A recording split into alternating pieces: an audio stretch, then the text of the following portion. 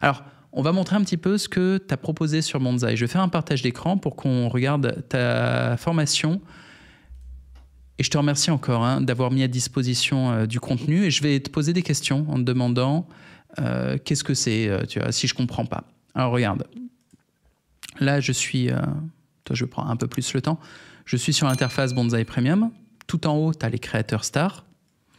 La plupart d'entre eux, ils donnent des cours sur les réseaux sociaux ou des cours de marketing. C'est plus du make money, c'est pour faire de l'argent.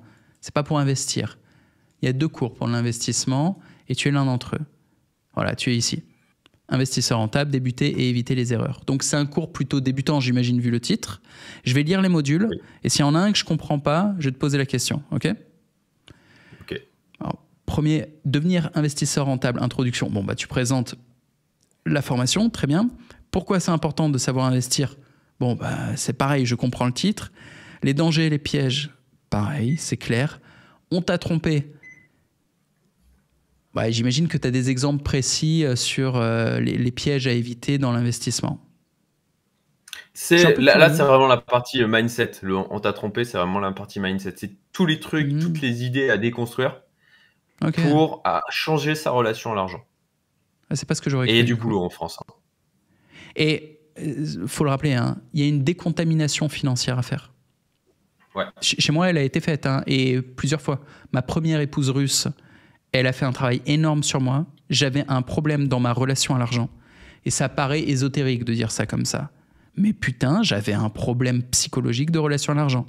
Et à l'époque où j'avais ce problème-là, je générais 15 000 euros par an. Voilà. Bon, tu vois, les meilleures journées que j'ai faites, elles étaient à plus de 15K. Ah oui, je me suis libéré de mon problème. Je sais pas quoi dire. Et derrière, Tougan, il est venu avec des rouleaux compresseurs, il a fini le boulot, quoi. Donc ouais, tu parles du mindset. C'est vachement plus important que ce que les gens croient. On n'est pas dans l'ésotérisme de balle. Ouais, bah, on a été élevé dans une culture communiste. Et les gens ne sont pas au courant. C'est dingue. Ils pensent que Macron est un libéral économique. Le Français moyen croit ça, quoi. Il se dit, ouais, Macron est un capitaliste, en fait. Ouais, il augmente les taxes sur une politique à 70% d'imposition, mais c'est un capitaliste. C'est ton intro, hein. J'adore ton intro parce que c'est vraiment ça. C'est ça. Tu vois, on crée un bon petit agent du système et l'enrichissement via l'investissement, via la spéculation. Attention, là, c'est le mal absolu, quoi.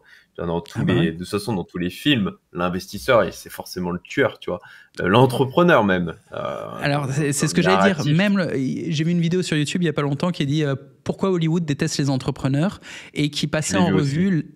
Génial, la liste de tous les personnages d'entrepreneurs dans les films hollywoodiens, et c'est toujours l'enculé, c'est le tueur. Et on parle d'entrepreneur, on ne parle même pas d'investisseur. L'investisseur, c'est pire encore. C'est le mastermind in the background qui envoie les ordres, qui même pas fait du sale, non, juste sans se mouiller, il dit tiens, torturer des enfants, etc. Pourquoi? C'est des méchants, de base.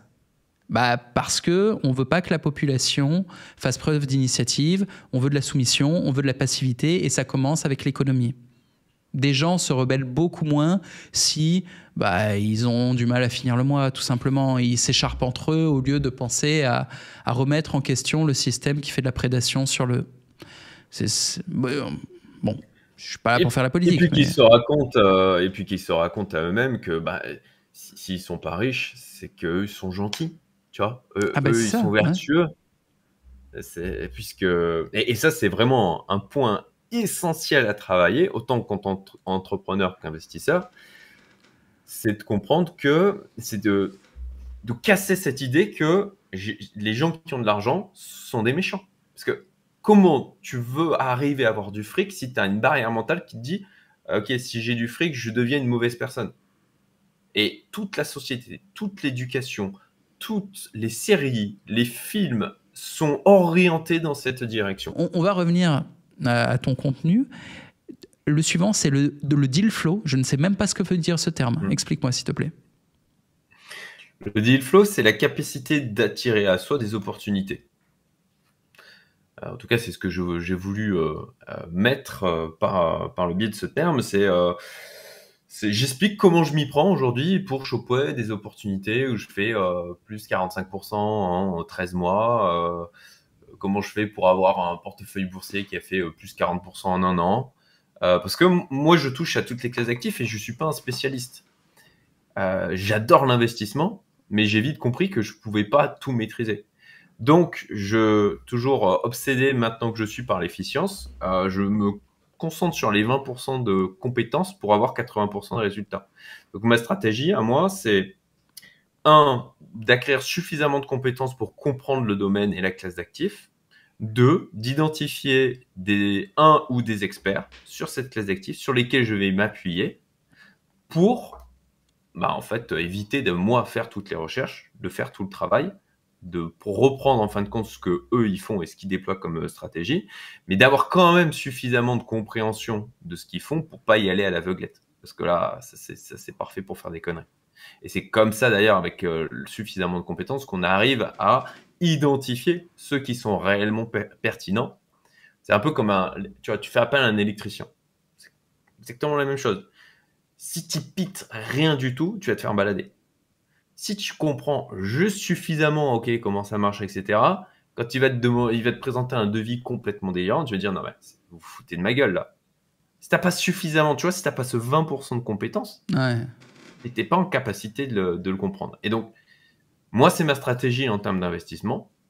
Aussi parce que j'ai une obsession pour la résilience. Tu vois, je veux pas être ultra spécialisé dans la crypto, par exemple, parce que pour moi, c'est encore une fois un épiphénomène, c'est une anomalie. On vit là des années qui sont complètement dingues, mais ça va se stabiliser. On n'aura plus le même niveau de volatilité. Donc, il faut être en capacité, moi, c'est de pouvoir générer du fric, quelles que soient les classes d'actifs, en ayant un système que je puisse répliquer n'importe où, n'importe quand, quelles que soient les époques, quelles que soient les périodes. Et ça offre une liberté d'un point de vue géographique, notamment, en termes de système, et en termes d'étapes dans sa vie, tu vois, que tu sois retraité, que tu sois jeune étudiant. L'investissement, pour moi, c'est une compétence qui est intemporelle et sur laquelle tu peux vraiment capitaliser toute ta vie, quoi. Vraiment, le principe des intérêts composés s'active au maximum. Je me dis, comment faire plus tard pour investir si ça ne m'intéresse pas de me former? Il y a moyen de faire ça? Sans trop se former c'est choper les 20% en fait. Faut se former le minimum.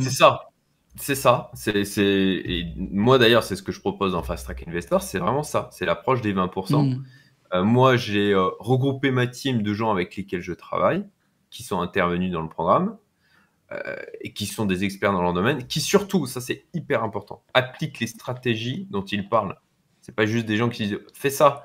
Tu sais, le CGP lambda que Tata Michel peut conseiller, où il va dire « oui, investis sur ce Pinel ou cette assurance vie », alors que lui, il le fait pas.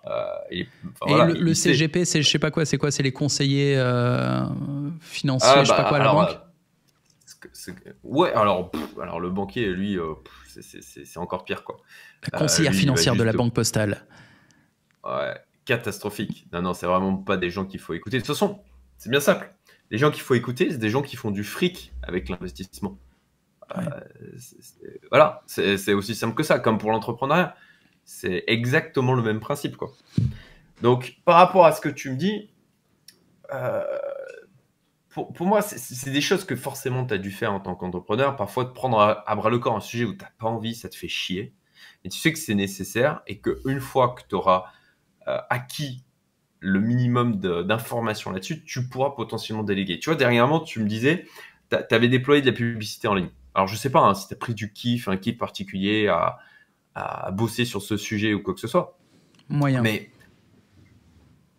j'ai fait le truc sérieusement parce que c'est nécessaire. J'ai fait le truc très sérieusement.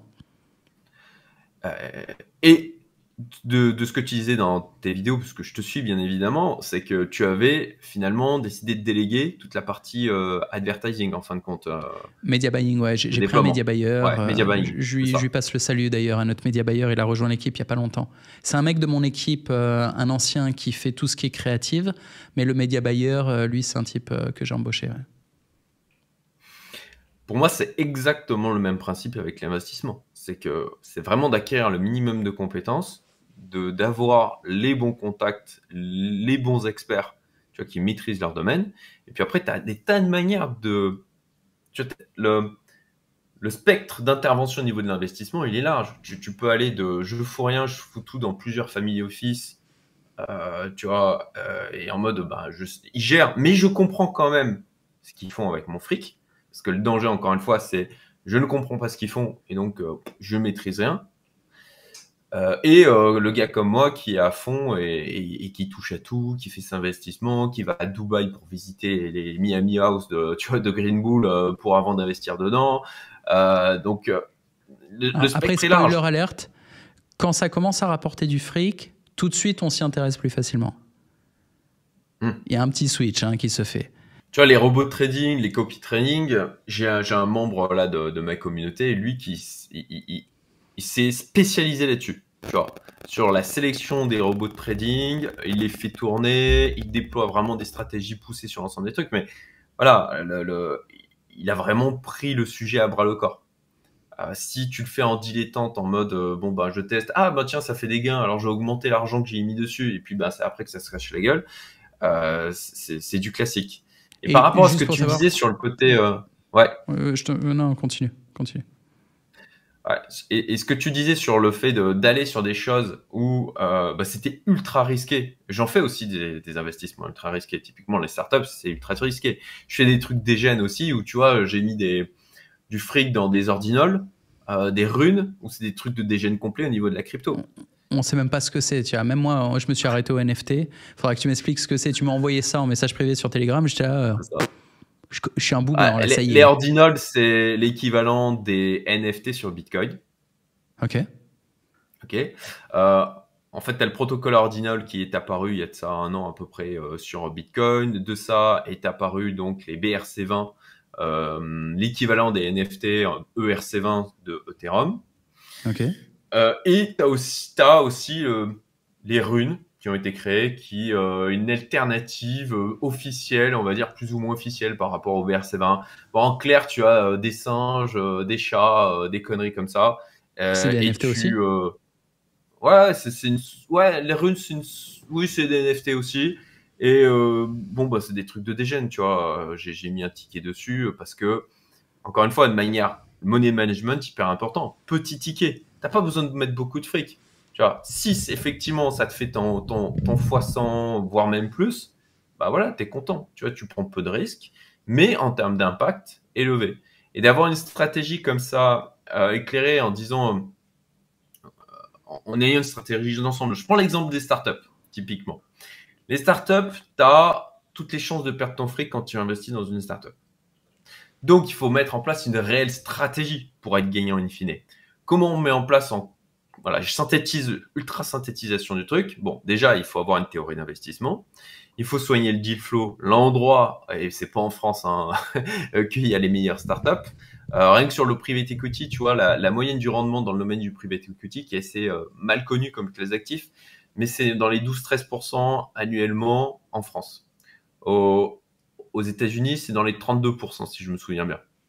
Et le venture capital, qui est une niche du private equity, c'est celle qui a le potentiel de plus de génération de rentabilité. Tu vois, moi, j'ai un gars que je connais qui a de ça 8-10 ans, a foutu, tu vois, il était arrivé à un stade de sa vie, il avait dans les 36 ans, ça n'avait pas donné les résultats qu'il voulait en tant qu'entrepreneur. Et donc, il a pris les 200 000 balles qu'il devait mettre dans sa résidence principale. Il les a mis que dans des startups, mais avec une stratégie de diversification. Il a généré plusieurs dizaines de millions comme ça. Putain.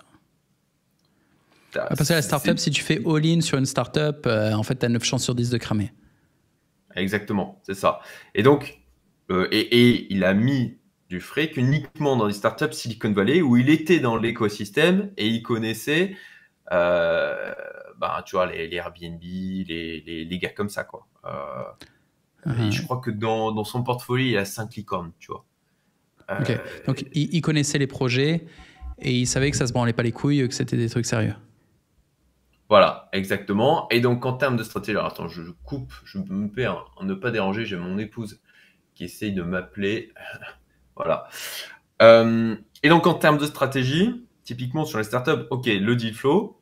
Deuxièmement, établir un portefeuille de 25 à 30 startups sur un horizon de 3 à 5 ans, avec des tickets sur chacune des startups qui soient approximativement les mêmes. C'est pas en mode, ok, ben j'ai une allocation, je sais pas, de 100K ou 200K à mettre sur les startups. Ben, je vais mettre 50K sur une, tu vois, et des petits tickets ensuite sur les autres. Non, il faut mettre des tickets qui soient similaires sur les différentes startups, de manière à appliquer ce qu'on appelle la loi des grands nombres, c'est-à-dire que tu vas avoir suffisamment d'occurrences dans ton portefeuille pour te rapprocher de la performance globale de l'écosystème.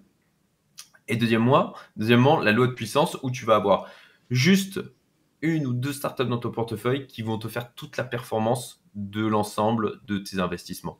Et donc, tu peux avoir une stratégie comme ça, on va dire, en mode ultra risqué, puisque chaque investissement est ultra risqué, mais en ayant une stratégie d'ensemble, au final, bah, tu réduis ton risque. Parce que en ayant comme ça, c'est statistique, hein, c'est limite de la comptabilité, tu as ton portefeuille de 25 à 30 startups, bien choisi, bien évidemment. Bon, ben, sur un horizon de 5 à 10 ans, tu as une probabilité extrêmement élevée de faire beaucoup d'argent. Ouais, mais il faut avoir un partenaire qui te soumet la liste des 30 startups. Sinon, il faut avoir le temps quoi, pour aller les chercher. Moi, je les connais pas. Après, ben, surtout si elles sont en naissance, personne ne les connaît. Alors, à nouveau, après, c'est de s'appuyer sur des experts. Tu vois. Alors, moi, j'ai une passion pour ce domaine-là. C'est pour ça que j'ai créé InvestorX. Okay. Et bah, c'est exactement ce qu'on offre. Tu vois, nous, on fait une sélection, on investit sur chacune des startups, nous, de notre poche. Okay. Et donc, on amène le deal des startups du Y Combinator, notamment, où normalement, tu vois, c'est des tickets de 100, 200K pour y aller, où nous, on les donne accès à 2000 balles seulement, parce qu'on fédère les investisseurs dans un SPV, dans une société, et on leur permet d'investir au final sur cette boîte. Voilà. Et franchement, pour me donner une idée, vous arrivez à mettre des tickets à ta commu, elle met des tickets à combien quand tu fais un investissement comme ça, en réunissant tout le monde? Alors écoute, vous pouvez poser combien? Le business a même pas un an. Le business a même pas un an puisque la date anniversaire va être là en décembre, quoi.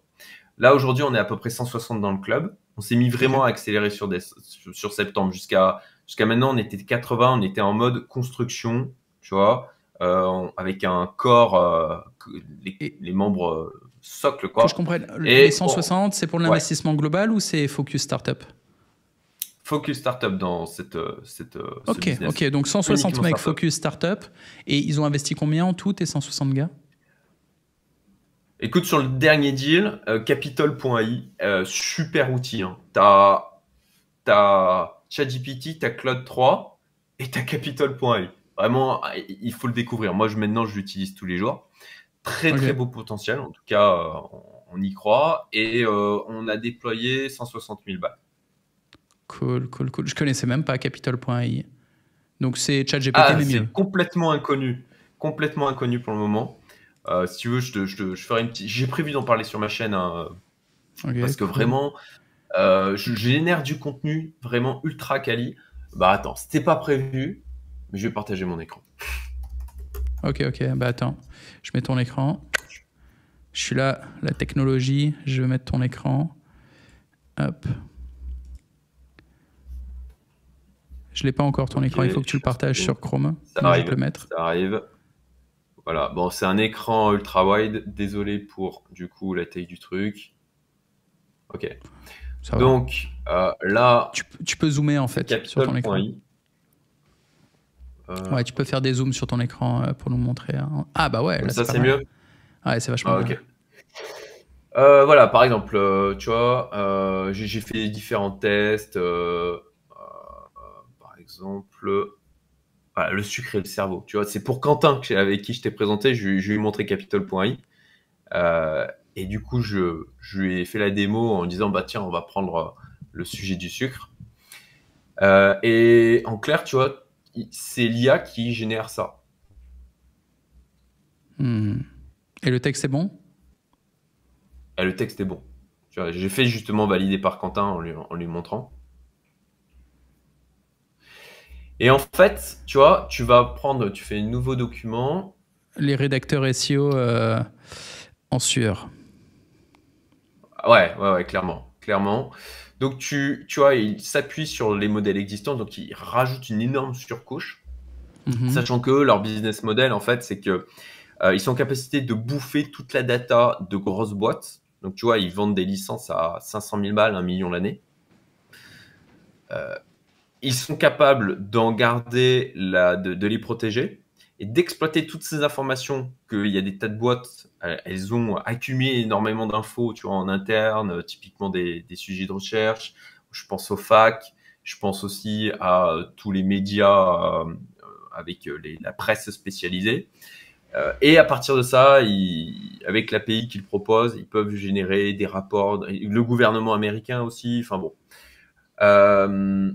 Très belle traction sur ce business. Et typiquement, bah, tu vois, tu prends Deep Analysis. En fait, il va te parser l'ensemble du web. Il va utiliser Perplexity. Tu peux lui dire, OK, tu fais des recherches en véridique. Tu peux même rajouter donc des sources Twitter. Tu définis dans quelle langue. Tu dis le type d'audience à laquelle le contenu va s'adresser. OK, image, les trucs que tu veux qui te génèrent à l'intérieur de ton article. Et donc, après, bah, tu dis, OK, tu peux rajouter des sources et puis tu crées un article, tu crées un contenu sur la thématique que tu veux. Tu vois, donc, vous avez posé 160 000 balles sur cette boîte. Ouais, c'est ça. L'économie de la création de contenu. Alors, ça prend quelques minutes à générer, donc on va pas le faire. Si tu veux, je t'enverrai le résultat après. Voilà. Ok. Donc, intéressant. Petit partage non pour prévu, voir un peu comment ça marche. Dissocié de la partie. Ouais, mais bon, c'est intéressant de voir sur quoi tu investis.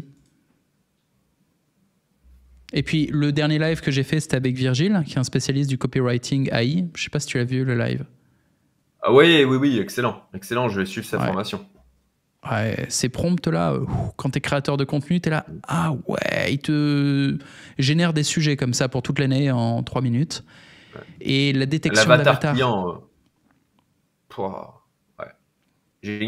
Bah, quand on a, comme nous, payé des mecs qui prennent un mois à te faire la réponse, et c'est ce que ça prend, tu vois, enfin, il faut vraiment travailler. Et que tu as un truc aussi précis dans lequel tu as les douleurs, tu as les craintes, tu as les désirs, et que ça a l'air pertinent, tu vois. Et quand tu vas vérifier un peu sur le terrain, tu es là, ah ouais, c'était pertinent. Comment ça aide à faire les pubs, comment ça aide à faire le contenu, c'est choquant. Nous, on le comprend. Il faut peut-être un certain niveau de business et d'expérience pour capter le temps que ça fait gagner. Mais ça permet aussi aux débutants de faire des trucs que normalement seuls les experts feront. Donc, c'est pas mal du tout. Je reviens sur ta formation. On a quasiment fini.